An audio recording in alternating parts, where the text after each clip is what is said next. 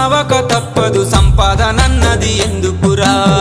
మట్టిలోన కలువక తప్పదు రంగుల బంగులెందుకురా యాడవో ఈ ప్రాణమో ఎందుకింత ఆవేదనో కాలిపోయే ఈ కట్టెకే కక్షలంటూ ఎందుకురో యాడవో ఈ ప్రాణమో ఎందుకింత ఆవేదనో కాలిపోయే ఈ కట్టెకే